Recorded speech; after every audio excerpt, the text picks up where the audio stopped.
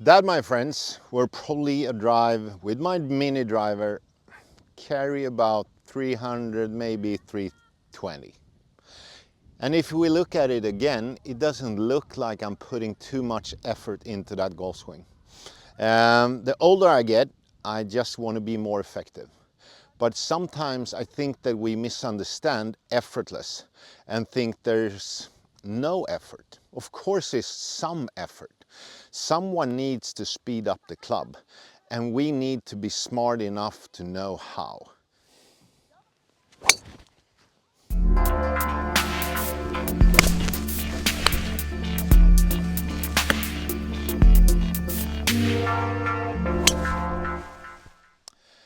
I started 25 years ago, and I was instantly fascinated by some golfers that didn't look like they were hitting it long, but they were hitting it long. I think Ernie Els, being big as a grizzly bear, he can't move fast. But still, I saw the numbers, 125, 126 in club speed, and he was hitting it just as long as Tiger Woods, who was actually spinning like crazy with his hips.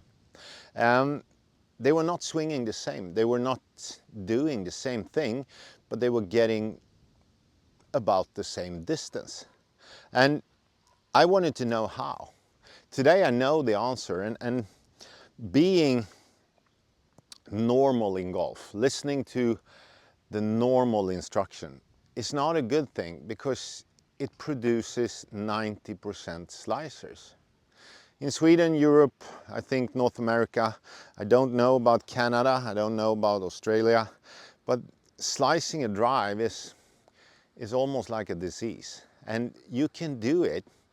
You can stop slicing the ball and hit it much, much further if you just bend the rules a little bit. I don't know how many videos I have on this subject, but I always say different things, so I come back to this every 10th week maybe. I do about 4 or 5 videos every year on just effortless power. First of all, we need to understand effortless is less effort, same result or better result. It's not no effort. So you're not going to hit it 300 yards with no effort. Someone needs to speed up the club. And we need to understand the difference between speeding up you and speeding up the club. And what am I meaning by that? I always talk about two things and timing. We have a body rotation, the big muscles are moving, and we have a club head. If the club head is a lot slower to the ball, it's still lagging behind, we're going to slice it at impact. And listen to commentators commentating golf. Many times I heard the first year I played golf, I watched probably hours of golf every day. I always heard, oh, his body stopped and it produces a big hook. So we hear it all the time. If the body is rotating less or stopping, you can't slice it. So what happens? We have two things that actually speed up the club. One is the body rotation. And I've shown this many times before. You can find many of my videos talking about it. But this is stiff arms and only body. It's very hard for me to hit it far with that action. Very hard. But standing pretty still and doing this, it's going to be at least 250, probably around 300. And what is the difference? One is producing direct force on the club. And it's not this. This is producing some effort, some speed, but the other one is producing a lot more speed. One is bending and extending the arm. That's it. The other one is rotating the whole machine, which is my whole body. You decide. Hitting it very softly, it still produces. I'm going to try to hit it very soft using my trail arm. Yeah, it's probably around 250, 260 in the air.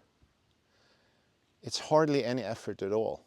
But it is effort in this muscle, shoulder, my arm, shoulder, and my chest. I'm bending, going back, I'm extending. We can talk about this like a throwing motion, pushing motion. You can call it a lot of things, but it's actually just bending one way, extending the other way.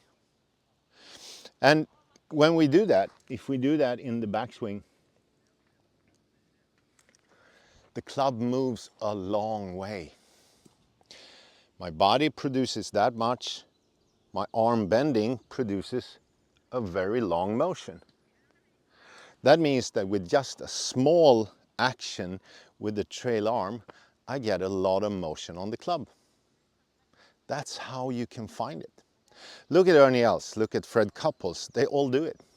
Actually, all pros do it, but looking at Justin Thomas, who is very fast in his body, looking at young Tiger, who was extremely fast in rotation, they can all do it, but I can't. Most of my students can't. If you're like me, 50 plus, probably you're not a sprinter anymore. I don't run at all, and if I tried it, I would probably be very slow, but I can still use my arm. I will start speed training again this fall, and I want you to try this. Just understand that it's 1 and 2 things happening. Then we turn back and we release and push and throw with the trail arm. That's how effortless golf swings actually produce a long distance without tons of effort. But remember, it isn't no effort. It is less effort, same result, or even better. Because what happens if your arm is faster than your body, your club is not lagging behind, so you don't slice it. Speed up the trail arm.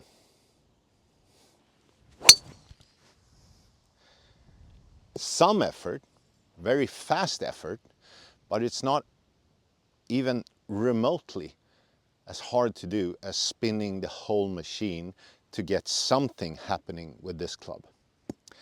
That's how effortless actually happens. It's not without effort, but it's smart effort. That's how we do it.